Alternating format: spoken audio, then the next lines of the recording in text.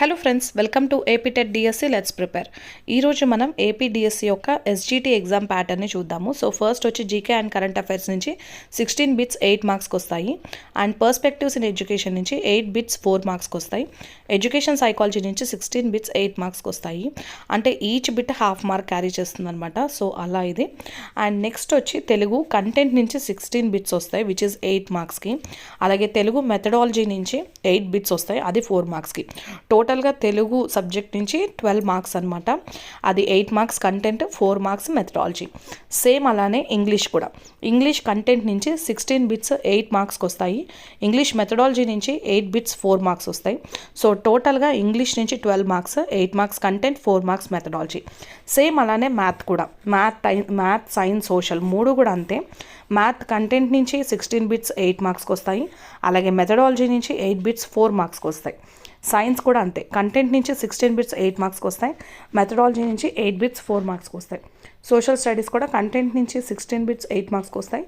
Methodology నుంచి 8 bits 4 మార్క్స్కి వస్తాయి. ఓవరాల్గా మనకి 160 బిట్స్ ఉంటాయి క్వశ్చన్ పేపర్లో. అలాగే 80 మార్క్స్కి అనేది పేపర్ ఉంటుంది అనమాట. నెక్స్ట్ వచ్చి AP DSC school assistant mathematics తీసుకున్నాను నేను ఎగ్జాంపుల్గా చెప్పడం కోసం. So school assistant mathematics exam pattern చూద్దాం. ఫస్ట్ అయితే జీకే అండ్ కరెంట్ అఫైర్స్ నుంచి 20 బిట్స్ వస్తాయి విచ్ ఇస్ 10 మార్క్స్కి. పర్స్పెక్టివ్స్ ఇన్ ఎడ్యుకేషన్ 10 బిట్స్ వస్తాయి విచ్ ఇస్ ఫర్ 5 మార్క్స్కి. And class room implications of education psychology నుంచి 10 బిట్స్ వస్తాయి, అది కూడా 5 మార్క్స్కి అనమాట. అండ్ నెక్స్ట్ మెయిన్ కంటెంట్ ఉంటుంది. కంటెంట్ అంటే సపోజ్ నేను మ్యాథమెటిక్స్ తీసుకున్నాను కాబట్టి మ్యాథమెటిక్స్. సో మ్యాథమెటిక్స్ నుంచి 80 బిట్స్ వస్తాయి 40 మార్క్స్కి. అలాగే మెథడాలజీ నుంచి 40 బిట్స్ వస్తాయి 20 మార్క్స్కి. ఇప్పుడు ఫిజికల్ సైన్స్ రాసే వాళ్ళకి అక్కడ మ్యాథ్స్ ప్లేస్లో ఫిజికల్ సైన్స్ ఉంటుంది. సో ఫిజిక్స్ అనేది 80 బిట్స్ 40 మార్క్స్కి ఉంటుంది. అలాగే మెథడాలజీ నుంచి 40 బిట్స్ 20 మార్క్స్కి ఉంటుంది. సేమ్ అలానే బయాలజీ అయినా, సోషల్ స్టడీస్ అయినా, లేదా లాంగ్వేజెస్ అయినా ఓన్లీ కంటెంట్ ప్లేస్లోనే చేంజ్ అవుతుంది. మిగతాదంతా కూడా సేమ్ టు సేమ్ ఉంటుందన్నమాట. సో ఓవరాల్గా స్కూల్ అసిస్టెంట్ పేపర్ అనేది 160 బిట్స్ 80 మార్క్స్కి ఉంటుంది. ఇప్పుడు ఎస్జిటి వాళ్ళు, స్కూల్ అసిస్టెంట్ వాళ్ళు ఫాలో అవ్వాల్సిన బుక్స్ చూద్దాము. ఏం బుక్స్ చదువుకోవాలి అనేది చూద్దాము. సో ముందు కామన్గా ఉండే సబ్జెక్ట్స్ గురించి మాట్లాడుకుందాం. First GK and current affairs. GK వచ్చి స్కూల్ లెవెల్లో ఉండే సోషల్ స్టడీస్ టెక్స్ట్ బుక్స్ చదువుకుంటే సరిపోతుంది. అలాగే వాటితో పాటు కరెంట్ అఫైర్స్ వచ్చి మనకి ఇంకా నోటిఫికేషన్ రాలేదు కాబట్టి నోటిఫికేషన్ వచ్చే డేట్ నుంచి లాస్ట్ 1 ఇయర్ వరకు జరిగిన కరెంట్ అఫైర్స్ అన్నీ కూడా చదువుకోవాలన్నమాట.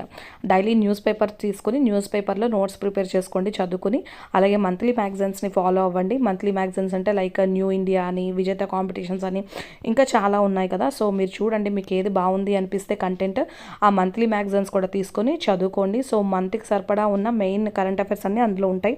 చదువుకొని మంచిగా నోట్స్ ప్రిపేర్ చేసుకోండి, రివిజన్ టైంకి బాగా హెల్ప్ అవుతుంది. నెక్స్ట్ వచ్చి perspectives in education. Perspectives in education కూడా మన డిఎడ్ వాళ్ళైతే డిఎడ్ టెక్స్ట్ బుక్స్, బీఎడ్ వాళ్ళైతే బీఈడి టెక్స్ట్ బుక్స్ ఫాలో అవ్వాలి. అకాడమీ టెక్స్ట్ బుక్సే ఫాలో అవ్వాలి. అది కాకుండా ఇంకా షార్ట్గా చదువుకోవాలి, అంత ఎక్కువ చదవలేము అనుకున్న వాళ్ళకి పోటీ పరీక్షలకు విద్యా దృక్పథాలు అనే బుక్ ఉంటుంది. అది మనకి అమెజాన్లో అందుబాటులో ఉంది. తెలుగు మీడియం వాళ్ళైతే అది కొనుక్కొని చదువుకోండి. అది ఇంగ్లీష్ మీడియంలో ఉందో లేదో నాకు తెలియదు. ఒకవేళ ఉంది అంటే నాకు కూడా కామెంట్ సెక్షన్లో షేర్ చేయండి. సో నేను కూడా తెలుసుకుంటాను అండ్ వేరే వాళ్ళకి చెప్పడానికి కూడా హెల్ప్ అవుతుంది. అండ్ నెక్స్ట్ వచ్చి class room implications and education psychology. So psychology కూడా అంతే. సేమ్ డిఎడ్ వాళ్ళు డిఎడ్ టెక్స్ట్ బుక్స్ ఫాలో అవ్వాలి. బీఈడి వాళ్ళు బీఈడి టెక్స్ట్ బుక్స్ ఫాలో అవ్వాలి. ఇక్కడ ఒక విషయం గుర్తుపెట్టుకోవాలి, బీఈడి వాళ్ళు డిఎడ్ టెక్స్ట్ బుక్ ఫాలో అవ్వచ్చా అని అడగకండి. ఎందుకంటే డిఎడ్లో కంటెంట్ వేరేగా ఉంటుంది, బీఈడిలో కంటెంట్ వేరేగా ఉంటుంది. డిఈడిలో కంటెంట్ అనేది డిఈడి లెవెల్కి తగ్గట్టుగా ఉంటుంది. బీఈడిలో వచ్చేపాటికి కంటెంట్ అనేది డెప్త్ కొంచెం ఎక్కువ ఉంటుంది కాబట్టి బీఈడి వాళ్ళు కంపల్సరీ బీఈడి టెక్స్ట్ బుక్ మాత్రమే ఫాలో అవ్వండి. ఇంకా డిఎడ్ వాళ్ళు ఏదైనా టాపిక్, రిలేటెడ్ టాపిక్ బీఎడ్లో కూడా ఉంది అంటే ఆ రిలేటెడ్ టాపిక్ వరకు చదువుకుని బీఎడ్ బుక్స్ వదిలేసేయండి. మీరు మొత్తం డిఎడ్ మీదే కాన్సన్ట్రేట్ చేయండి. సో ఇది నేను చెప్పాలనుకుంది. ఇక నెక్స్ట్ కంటెంట్ అండ్ మెథడాలజీ విషయానికి వస్తే ఎస్జిటి వాళ్ళైతే అన్ని సబ్జెక్ట్స్ చదవాల్సిందే. English, Telugu, math, science, social ఇవన్నీ చదవాల్సిందే కాబట్టి అన్నీ కూడా 1 to క్లాస్ 8 వరకు పర్ఫెక్ట్గా చదువుకోవాలి మీరు. అండ్ క్లాస్ 10th వరకు కూడా చదువుకుని ఉంటే చాలా మంచిది అన్నమాట. ఎందుకంటే మనం రాసే డిఎస్సి కాబట్టి. టెట్ అయితే 8th క్లాస్ వరకు సరిపోతుంది, బట్ డిఎస్సి అనేపాటికి కొంచెం డెప్త్గా ఇస్తారు కాబట్టి కంటెంట్ గురించి 10th క్లాస్ వరకు చదువుకోండి. అవి కూడా మన గవర్నమెంట్ టెక్స్ట్ బుక్సే, ఎన్సీఈఆర్టీ టెక్స్ట్ బుక్స్ బుక్స్ అయినా పర్లేదు, ఎస్సీఆర్టీ టెక్స్ట్ బుక్స్ అయినా పర్వాలేదు. సేమ్ అలానే స్కూల్ అసిస్టెంట్ కూడా. స్కూల్ అసిస్టెంట్ వాళ్ళు క్లాస్ 6th నుంచి క్లాస్ 12th వరకు ఇంటర్మీడియట్ లెవెల్ వరకు కూడా చదవాలి, కంపల్సరీ చదవాలి. ఇంటర్మీడియట్ టెక్స్ట్ బుక్స్ కూడా ఫాలో అవ్వండి. చాలా వరకు కంటెంటే మనకి మెయిన్ కాబట్టి ఇంటర్మీడియట్ టెక్స్ట్ బుక్స్ నుంచి కూడా చాలా క్వశ్చన్స్ వస్తాయి. Half of the content marks intermediate text books నుంచి వచ్చే ఛాన్స్ చాలా ఎక్కువ ఉంటుంది కాబట్టి కంపల్సరీ ఇంటర్మీడియట్ నెగ్లెక్ట్ చేయకూడదు. క్లాస్ 6 to క్లాస్ 12th అది కూడా academic text books NCERT syllabus అయినా పర్లేదు, ఎస్సీఆర్టీ సిలబస్ అయినా పర్లేదు, మీరు అవి ఫాలో అవ్వండి. సో మీకు అర్థమైంది అనుకుంటున్నాను. అండ్ దీంతోపాటు ఇంకొక ముఖ్యమైన విషయం ఏంటంటే మీరు ఈ రోజు నుంచే స్టార్ట్ చేసి డైలీ ఒక ఎగ్జామ్ కూడా రాస్తూ ఉండండి. మీకు ప్రీవియస్ ఎగ్జామ్ క్వశ్చన్ పేపర్స్ తీసుకోండి, లేదా గూగుల్లో వెబ్సైట్స్లో చాలా ఉంటున్నాయి కదా క్వశ్చన్ పేపర్స్ అవి.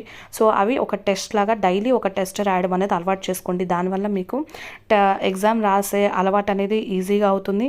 అండ్ నెక్స్ట్ ఎగ్జామ్ టైంకి వెళ్ళినప్పుడు టెన్షన్ ఉండదు, మీరు అలవాటు పడిపోయి ఉంటారు కాబట్టి. అండ్ క్వశ్చన్స్ ఎట్లా ఇస్తున్నారు అంటే డైరెక్ట్గా ఇస్తున్నారా, ఇండైరెక్ట్గా ఇస్తున్నారా, ఒకే క్వశ్చన్ని ఏ విధంగా ఇవ్వచ్చు అనేది కూడా మీకు తెలుస్తుంది, అవగాహన వస్తుంది అనమాట.